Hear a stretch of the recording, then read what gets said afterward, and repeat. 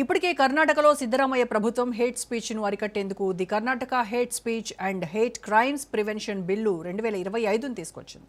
అయితే రాష్ట్రపతి ఆమోదం కోసం గవర్నర్ రిజర్వ్ చేశారు. దీంతో తెలంగాణలో తీసుకొచ్చిన బిల్లుపై సందేహాలు వ్యక్తమవుతున్నాయి. సెలెక్ట్ కమిటీ ఆమోదించినా లోక్ భవన్ నుంచి రెడ్ సిగ్నల్ తప్పదు అంటున్నారు విశ్లేషకులు. కర్ణాటక తరహాలో తెలంగాణలోనూ నిరీక్షణ ఖాయం అంటున్నారు. రైట్, ఈ హేట్ స్పీచ్ బిల్లుపైనే ఇవాళ మన డిబేట్లో డిస్కస్ చేద్దాము. డిబేట్లో పార్టిసిపేట్ చేస్తున్నారు గౌతమ్ ప్రసాద్ గారు, బీఆర్ఎస్ నాయకులు, అండ్ అలాగే జూమ్లో జాయిన్ అయ్యారు వెంకటరెడ్డి గారు, బీజేపీ నాయకులు. నమస్కారం అండి. నమస్తే వెంకటరెడ్డి గారు చెప్పండి మేడం. ఎస్, అలాగే మనతో ముఖేష్ గారు, సామల ముఖేష్ గారు, అడ్వకేట్, ఆయన కూడా జాయిన్ అయ్యారు. ముఖేష్ గారు నమస్కారం అండి. ఓకే, వెంకటరెడ్డి గారు మీతో స్టార్ట్ చేద్దాం. హేట్ స్పీచ్ మీద దేశం మొత్తం వర్తించేటువంటి చట్టం, అదే బిఎన్ఎస్ ఉంది కదా, భారతీయ న్యాయ సంహిత అనేటువంటిది కేంద్రం తీసుకొచ్చింది. రాష్ట్ర ప్రభుత్వం ఏమో దీనికి భిన్నంగా అంతకంటే కఠినమైనటువంటి రాష్ట్ర చట్టాన్ని తీసుకొని వచ్చింది. సో అంటే భారత రాజ్యాంగం ప్రకారం క్రిమినల్ చట్టాలు కాన్కరెంట్ లిస్ట్లో ఉంటాయి. అంటే కేంద్రం, రాష్ట్ర ప్రభుత్వాలు విడివిడిగా చట్టాలు చేయొచ్చు దీనికి సంబంధించి. బట్ బిఎన్ఎస్లో హేట్ స్పీచ్కు గరిష్టంగా 3 నుంచి 5 ఏళ్ల శిక్ష ఉంటే తెలంగాణ చట్టంలో 10 ఏళ్ల శిక్ష ఉంటుంది. అంటే కేంద్రం కంటే కూడా బలమైనటువంటి చట్టాలను రాష్ట్ర ప్రభుత్వం తీసుకొచ్చింది. ఏంటి బీజేపీ స్టాండ్ ఏంటి హేట్ స్పీచ్ పైన? ఇప్పుడు ఒకటి మేడం, కేంద్ర ప్రభుత్వం తీసుకొచ్చినటువంటి దాంట్లో కొంత సంస్కారవంతమైనటువంటి నిబంధనలు ఉన్నాయి తప్ప తెలంగాణ ప్రభుత్వం తీసుకొచ్చినటువంటి ఈ బిల్లు ఏదైతే ఉందో ప్రాథమిక హక్కుల జోక్యం చేసుకోవడము, భావ స్వేచ్ఛ ప్రకటనకి అడ్డుపడము, రాజ్యాంగంలో ఇచ్చినటువంటి 19వ ఆర్టికల్ను తుంగలో తొక్కివేయడం అనేటువంటిది మనకు స్పష్టంగా కనపడుతున్నటువంటిది. ఏ ప్రభుత్వమైనా ఒక నియంతృత్వ ధోరణిలో అధికారం కోసం అరులు సాచి పరిపాలించాలనేటువంటి లక్ష్యంలో ఇక ఏమి చేయలేటువంటి, ప్రజల సమస్యల మీద సరిగ్గా స్పందించలేని ప్రభుత్వాలు చివరిగా ఉపయోగించేటువంటి ఆయుధము ఇటువంటి పరిస్థితులు వస్తున్నాయి. మేము ఎప్పుడు ఊహించలే రేవంత్ రెడ్డి గారి ప్రభుత్వము ఈ హక్కులు భావస్వేచ్ఛ ప్రకటన కింద ఉండొచ్చు, కొన్ని సంఘటనలు జరగవచ్చు, వాటికి సంబంధించిన చట్ట పరిధిలో వాటిని పరిష్కరించవచ్చు. కానీ పూర్తి అధికారాల ప్రభుత్వాన్ని పోలీసులకు ఇచ్చి కారణం చెప్పకుండా అరెస్ట్ చేసి బెయిల్ ఇవ్వకుండా చేసేటువంటి పరిస్థితి లోపల బెదిరించడం, ప్రజాస్వామ్య హక్కులను, ప్రజలకు ఉండేటువంటి భావస్వేచ్ఛను తెలియజేసేటువంటి హక్కును పూర్తిగా అణిచివేసేటువంటి పద్ధతి లోపల రేవంత్ రెడ్డి గారి ప్రభుత్వం వెళ్ళడం అనేటువంటిది దారుణమైన అంశం. ఇది మంచిది కాదు. ఎందుకంటే కర్ణాటక ప్రభుత్వంలో వచ్చినప్పుడే మనకు కొంత అభిప్రాయాలు కలిగినటువంటిది. అయితే గవర్నర్ గారి దగ్గర ఆగింది. ఇక్కడ కూడా మేము గవర్నర్ గారికి రిప్రజెంట్ చేస్తాం. భారతీయ జనతా పార్టీ గవర్నర్ అధికారపూర్వకంగా మా రామచంద్రరావు గారు లిఖితపూర్వకంగా దీని మీద అభ్యంతరాలు చెప్తారు, దాంట్లో ఏమి సందేహం లేదు. ఒకటి, రాష్ట్రపతి వరకు కూడా మేము వెళ్ళేటువంటి పరిస్థితి ఉంది.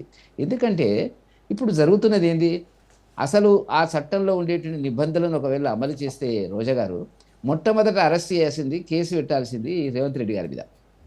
రేవంత్ రెడ్డి గారు విద్వేష అంటున్నాడు కదా, నేను బొక్కలు మెడలేసుకొని తిరుగుతా, నేను తొక్కితే 200 మీటర్ల లోపలికి పోతారు, ఎవరి గురించి మాట్లాడారో మనకు తెలుసు కదా.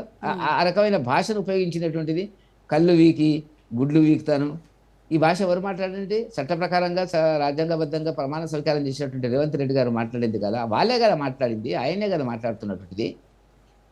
వాళ్ళు ఒక ముఖ్యమంత్రి ఆదర్శంగా మాట్లాడుతున్నటువంటిది ఈ రోజు అంతే కదా. ఎవరైనా ఉండనివ్వండి, వాళ్ళ టీఆర్ఎస్ ఓడిపోయి ఉండొచ్చు, బీజేపీ పవర్లు లేకపోవచ్చు, కానీ టీఆర్ఎస్ పేరు లేకుండా, టీఆర్ఎస్ గురించి మాట్లాడకుండా మాట్లాడడానికి మీకు అధికారము పరిపాలన కోసం ఇచ్చినారు కదా. అభివృద్ధి గురించి మాట్లాడండి, ప్రతిపక్షాలతో సమన్వయం చేసుకోండి, సలహాలు తీసుకోండి, ప్రజా సంఘాల నుంచి తీసుకోండి. కాబట్టి దీన్ని పూర్తిగా వ్యతిరేకించేటువంటి పరిస్థితి మనకు కనపడుతున్నటువంటి. దీని మీద మేము అడుగుతున్నటువంటిది ఏంటంటే, సివిల్ లిబర్టీసు, పౌర హక్కుల గురించి మాట్లాడేటువంటి పెద్ద పెద్ద ఉపన్యాసాలు జీవితాంతం పోరాడుతున్నటువంటి ప్రొఫెసర్ హరగోపాల్ గారు, కోదండరామ్ గారు కూడా మాట్లాడాల్సినటువంటి పరిస్థితి ఏర్పడింది. ఏం జరుగుతుంది తెలంగాణలో? ఆ చట్టంలో ఉండేటువంటి ఆ క్లాసులను మనం చదివినట్టయితే ఏదైనా చేయొచ్చు, ఎవరినైనా పేరు చెప్తున్నారు, సోషల్ మీడియా అనేటువంటి దాన్ని ఉపయోగిస్తున్నారు. విత్ ఇన్ ద కాంగ్రెస్ లో కూడా దీని మీద వ్యతిరేకత అంతర్గతంగా నేను చెప్తున్నాను. ఒక ఇద్దరితో ఎమ్మెల్యేలతో మాట్లాడినప్పుడు, అన్న ఇది అంత గందరగోళంగా ఉన్నది పరిస్థితి అనేటువంటి దాన్ని పక్కకు పెట్టడానికి, గౌరవ మర్యాదను దక్కించుకోవడానికి దాన్ని సెలెక్ట్ కమిటీ కింద దాన్ని పంపించడం జరిగినటువంటిది చివరికి. కాబట్టి నేను 1975లో మేడం, సరే మీరు పుట్టారో లేదో నాకు తెలియదు రోజా గారు, నేను అప్పటికి పీజీ పూర్తి చేసి లెక్చరర్గా కొత్తగా ఉద్యోగంలోకి వచ్చినటువంటి పరిస్థితులు. ఈ మాట ఎందుకు చెప్తున్నానంటే, కాంగ్రెస్ యొక్క DNA, దాని నైజము, దాని స్వరూపము, దాని బ్లడ్ గ్రూపు ప్రాథమిక హక్కుల మీద దాడి చేయడమే. ఇందిరాగాంధీ గారి ఎన్నిక చెల్లదని అలహాబాద్ హైకోర్టు ఆనాడు రాజనారాయణ గారు వేసినటువంటి అభ్యర్థి రాజనారాయణ గారు వేసినటువంటి పిటిషన్ మీద ఎమర్జెన్సీ విధించి ప్రాథమిక హక్కులను పూర్తిగా ధ్వంసం చేయడం జరిగినటువంటిది నాకు గుర్తు. నేను అప్పుడు ఈ హిందూ పేపర్ చదివేవాని, రోజు Hindu paper blank white first page blank వచ్చింది మేడం, ఏ న్యూస్ లేదు. పేపర్ల మీద ప్రాథమిక హక్కులను అన్నిటిని కూడా ధ్వంసం చేసినటువంటి పరిస్థితి మనకు కనపడుతున్నటువంటిది. కాబట్టి ఇది కాంగ్రెస్కు ఉండేటువంటి ఒక అలవాటు. అదే కోణం లోపల అవే ఛాయలు, అవే వారసత్వ అభిప్రాయాలు ఇప్పటి కూడా కొనసాగుతున్నాయి. కాబట్టి బీజేపీ మాత్రం ఎప్పుడు ఒకే దేశం ఒకే లా, వన్ నేషన్ వన్ లా, ఒకే చట్టం అని చెప్పి చెప్తూ ఉంటుంది కదా. మరి మీరేమో దేశం అంతా ఒకే చట్టం ఉండాలి అని అనుకుంటుంటే, మరి తెలంగాణలో కాంగ్రెస్ ప్రభుత్వము పాత చట్టాలకు కొత్త నిబంధనలను తీసుకొచ్చి ఈ రకంగా చేస్తూ ఉంటే, మరి బీజేపీ ఏ రకంగా వీటిని ఎండగట్టబోతోంది? ఇప్పుడు ఒకటి మీరు అన్నట్టుగా ఏంటంటే ఒకే దేశము ఒకే చట్టము ఒకే ఎన్నిక, వీటి మీద ముందుకెళ్తున్నటువంటి పరిస్థితి కనపడుతుంది. కాబట్టి ఇవాళ జమిలీ ఎన్నికల వైపు మా ప్రయాణం అనేటువంటిది స్పష్టంగా కనపడుతున్నటువంటిది. నేనేమంటున్నా అంటే దేశం ఒకటి అంటే రేవంత్ రెడ్డి గారు మాట్లాడుతుంది ఈ మధ్యన దక్షిణ భారతదేశం వేరు ఉత్తర భారతదేశం వేరు అని మాట్లాడుతున్నాడు. దక్షిణ భారతదేశం ఉత్తర భారతదేశం రెండింటి మధ్యన చీలిక అనేటువంటి పద్ధతుల మాట్లాడుతున్నటువంటి రేవంత్ రెడ్డి గారు ఈ దేశంలో ఏం జరుగుతుంది అనేటువంటి ఆలోచన లేని పద్ధతిలో మాట్లాడుతున్నారు. చట్టం నిజంగా మీరు ఒకటే యూనిఫామ్ సివిల్ కోడ్ రావాలా, యూనిఫామ్ సివిల్ కోడ్, దానికి సంబంధించిన చట్టాలు ఏర్పాట్లు రాష్ట్ర ప్రభుత్వాలతో సంప్రదించి కేంద్ర ప్రభుత్వం చేయడం తప్పులేదు. ఇప్పుడు దాంట్లో ఏదైనా పొరపాట్లు జరుగుతున్నాయి, దుర్వినియోగం చేస్తున్నారు, భావస్వేచ్ఛను దుర్వినియోగం చేస్తున్నటువంటి ఒక అభిప్రాయం కేంద్ర ప్రభుత్వాలు కానీ రాష్ట్ర ప్రభుత్వాలు కానీ సహజంగా రావడం జరిగినప్పుడు వాటికి సంబంధించినటువంటి సంప్రదింపుల చర్చల ద్వారా జరగాలి తప్ప ఇక్కడ ఎక్కడ ఉందండి, ఏ రాష్ట్రంలో ఉందండి? వాళ్ళ పాలిస్తున్నటువంటిది 3 రాష్ట్రాల లోపల కర్ణాటకలో ఉంది, కర్ణాటకలో ఆగిపోయింది, గవర్నర్ గారు దాన్ని ప్రాసెస్ చేయలేదు. అదే పద్ధతి లోపల ఇక్కడ తీసుకొస్తున్నటువంటిది.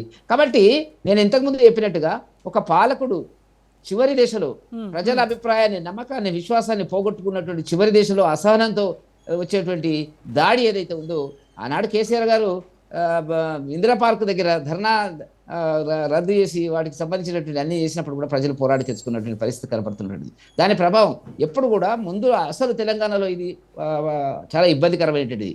తెలంగాణలో ప్రతి వ్యక్తికి ఉండేటువంటి భావస్వేచ్ఛ ఏదైతే ఉందో, ఏది ఉన్నా లేకున్నా స్పష్టంగా నిక్కచ్చిగా నిర్మోమాటంగా మాట్లాడేటువంటి సివిల్ సొసైటీ తెలంగాణలో దేశంలో ఎక్కడ కనపడినటువంటి సివిల్ సొసైటీ అక్కడ ఇక్కడ మాట్లాడేటువంటి పద్ధతి లోపల ఉండదు. కాబట్టి దీన్ని తప్పకుండా తెలంగాణ సమాజం వ్యతిరేకిస్తుంది, భారతీయ జనతా పార్టీ దీనికి వ్యతిరేకంగా పోరాటం చేస్తుంది చెప్పి మీ ద్వారా